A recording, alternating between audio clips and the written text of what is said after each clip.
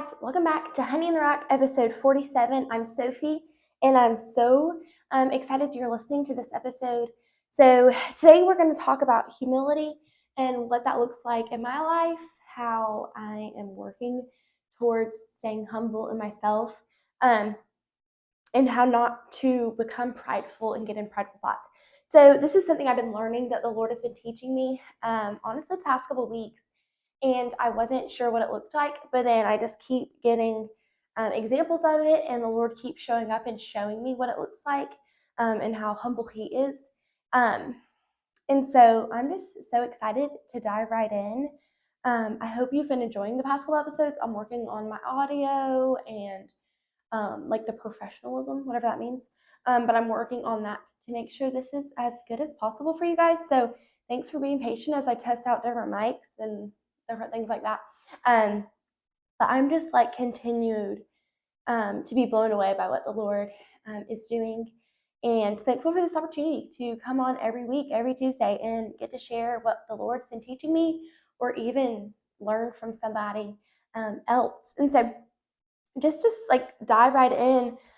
Humility is living with the right understanding of who God is, who I am, and who you are. So if I am living with the right understanding of who God is, I'm going to stay humble in myself, because we're talking about that God, the God who created the heavens and the earth in 7 days. We're talking about the same God who right now, as I look out the window, it is sunny, but it's also pouring rain. So the same God who is able to create all these things, and I'm sure Rainbow will come up here soon. And the same God who can comfort, provide peace when that seems like there's no possible way to be comforted or have peace. And the same God that you can have a personal relationship. So if I can rightly understand as much as my little human brain can understand who God is, then I'm going to stay humble in myself, because I'm just this random girl who messes up. I accidentally will oversleep, or I will sin every day. I have to try to pick myself up and try again, or I'll fail a test, or I will say something kind of rude and I don't mean it that way. And so if I can understand who I am, who God is, and then who everyone else is around me, that they're also sinners saved by grace, or sinners, and I got to pray that they also can have that same salvation that we're all offered. And so a quote from C.S. Lewis is, humility isn't thinking less of yourself, it's thinking of yourself less. And I think that is really cool, because I think often it's like we do live in, like, right now, this time is just like self-love, and yes, yourself is the best. Like, honestly, it's like, why are we thinking about ourselves that much? Like, how about let's all be, if we put this much energy into thinking of who God is and getting to know Him and thinking how great He is, our lives would be so much easier, instead of just trying to like think about ourselves all the time. And so it's not, but it's also not being like, I suck, I'm terrible, I'm this, and like talking down on yourself the whole time. But it's just like, if I can think of less if I can think of Sophie less and think of God more, that's just gonna like, it'd be the best of both worlds. So I learned a lot about humility at church camp, and so I went with my youth group. By the time this podcast comes out, it'll be like 3 weeks ago, and I went in with probably like not the best mindset, but the Lord quickly humbled me and showed me that I'm capable of learning more, that I'm capable of learning from others more about Jesus, and that like I'm just a student too. So I was really thankful that I was able to learn that like super quickly, and I think that helped me have more fun at the camp, but also I learned so much. But at the end of the camp, I had these two thoughts, like these two sentences that I was able to um, conclude my week with. I don't know if that's the right word, but like when I can summarize my week, it was like I learned this and I learned this. And one of those was humble yourself before the Lord. And I think that is really important, because I've been reflecting on what it looked like to live in humility in my own life. And if Jesus was able to humble Himself on a sinner's cross to save us from our sins, I should be able to go to Jesus in a humble way. I should be able to go to Jesus broken, not trying to fix myself up before I go to Jesus, not trying to be like, hey, God, look what I just did there. Like, actually, no, I need to be humble and know that that was God working through me. And so my small group leader at camp had this tattoo on her leg, and so the first night or morning or something, we got to ask her questions. And so everyone was like asking her little questions like, what's your favorite color? Where are you from? Do you have a boyfriend? Like, what's something that you've loved at camp? Like, all of these different things. And I saw that she had this tattoo on her ankle. And I was like, oh, well, what does your tattoo mean? And my mom always says, ask people what their tattoos mean. It's a great way to start conversation. It's a great way to even share the gospel. But I knew that I didn't need to share the gospel with her because she was working at a Christian camp. She was obviously already a believer. But I was like, that's actually a good conversation starter. And it was this cross with lilies wrapped around it. And it had a Bible verse from Psalms. And she was just talking about, like, immediately, she was like, this reminds me to stay humble. This reminds me to be humble before the Lord because he was humble on the cross. He was humble in his life. He came in the most humiliating way, being born in like a manger, being born with like cows and donkeys all around him. And this king was born there. And I'm sure, I know Jesus was humbled, being humiliated and all those things, different ways here on earth. And so I need to be able to go humble him. And so she was just explaining that. And I was like, whoa, God, like you've been kind of telling me about this before camp. And now you just was like, boom, here it is. And then like throughout the week, our youth pastor, hi, Matt, just brought up humility in different ways. And so did the camp pastor of that week. And it was just really cool to see how the Lord was working in my heart, how he prepared me from staying out of pride in my own life, not to become prideful in my own heart, not to become prideful of things that I accomplished or attempted to accomplish, but instead staying humble and realizing that it's the Lord working through me and the Lord working for me and just being like an available servant for him. And so that is something that I just like really learned a lot at camp. And I just think that was like really, really important. And even how the Lord's timing was so good. And so with small things in my life, I think the Lord purposely didn't let them get to a bigger level until my heart was set. Like if I just immediately got everything I was hoping and praying for, then I would become prideful in my own heart, being like, yeah, I grew that, or I made that business happen, or like all these things, I did that. But instead, how a lot of things in my life are starting small and then praying over it, and the Lord is the one who's growing it. I can't have pride in my heart because I know it was the Lord who made those things happen.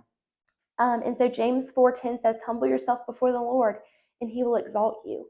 And I like that really just goes right along with what it looks like to humble yourself before the Lord. And then there's this,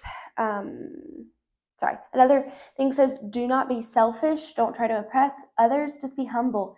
Thinking of others is better than yourself. Don't only look out for your own interest, but take interest in others too. And so if you are thinking of others, how can I serve other people? How can I help other people? What are other strengths? That is going to help humble you. So that's just like a practical way, just to look at other people's strengths, see what they're interested in, and help them in that and push them towards that and thank them for what they're good at because that's what God gave them. You're going to also be able to stay humble in your own heart. And we don't need to be living for the approval of others and trying to oppress them. And I think that's where the pride comes in. Pride for me personally comes in is like so the other people around me will see what I did so they can tell me good job.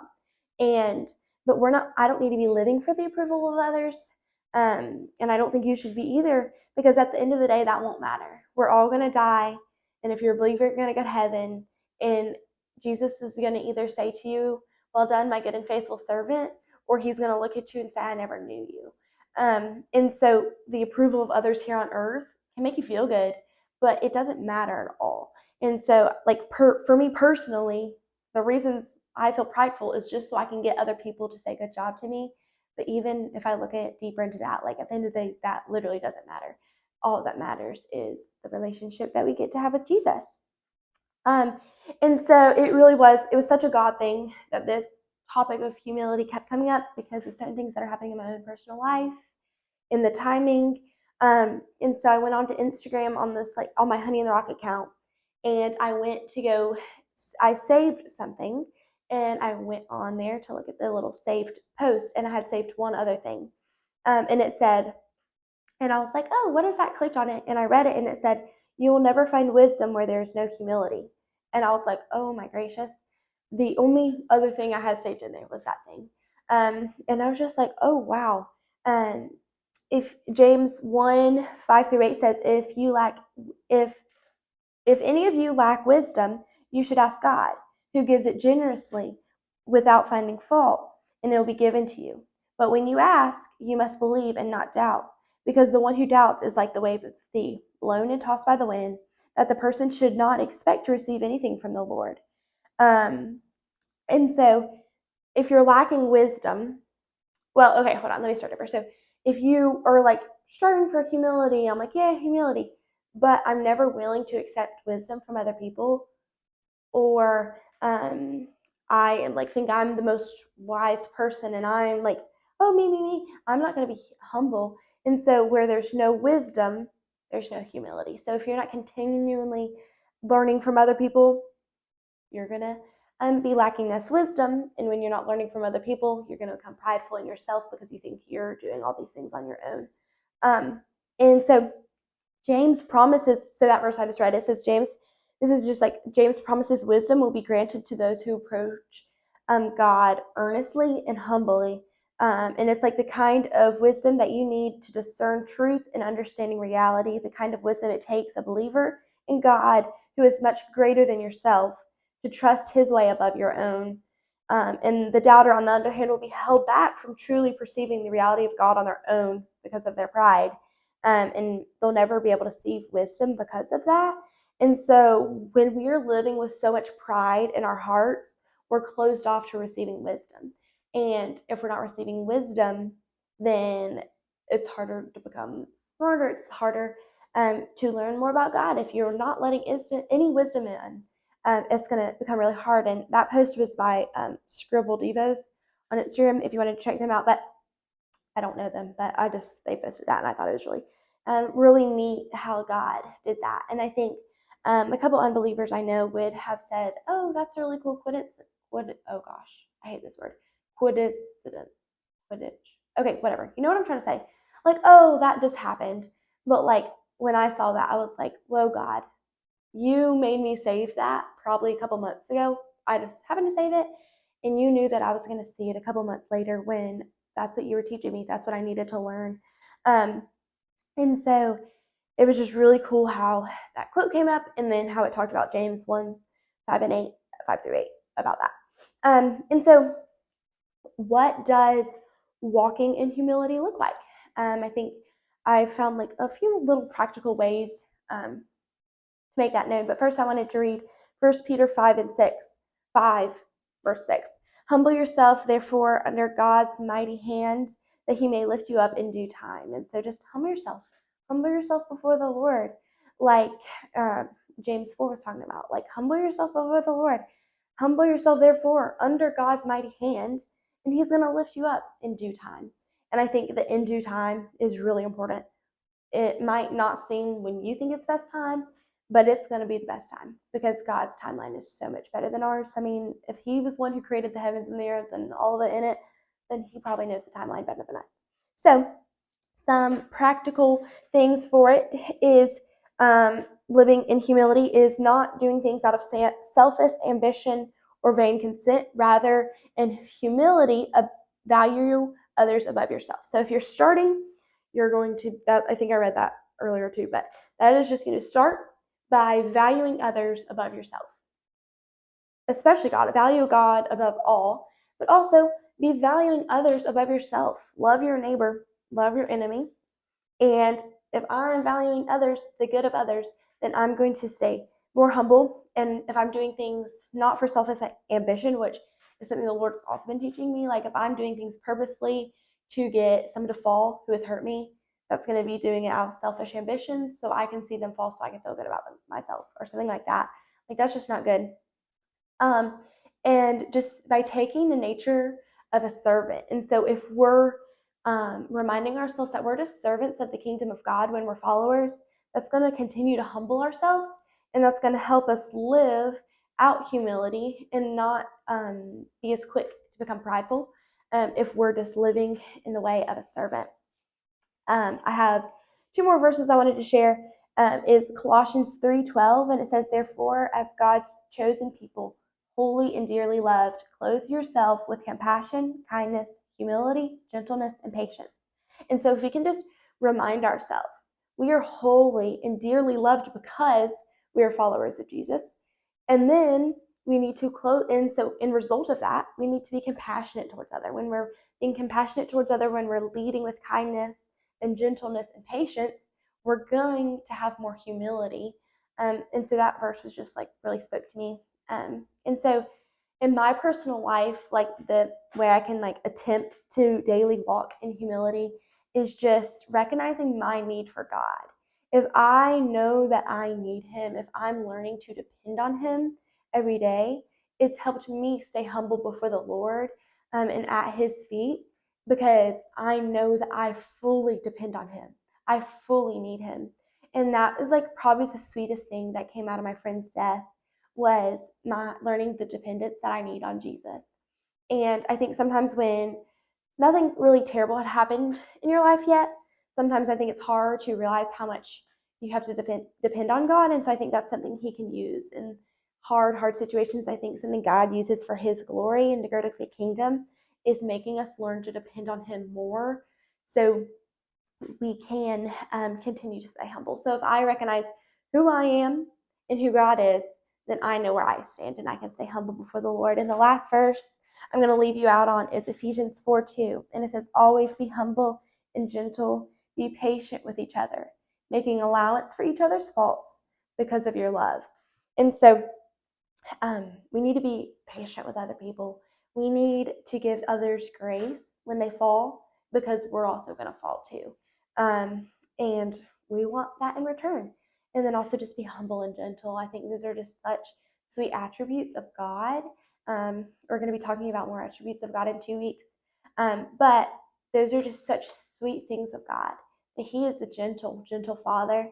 And He's humble.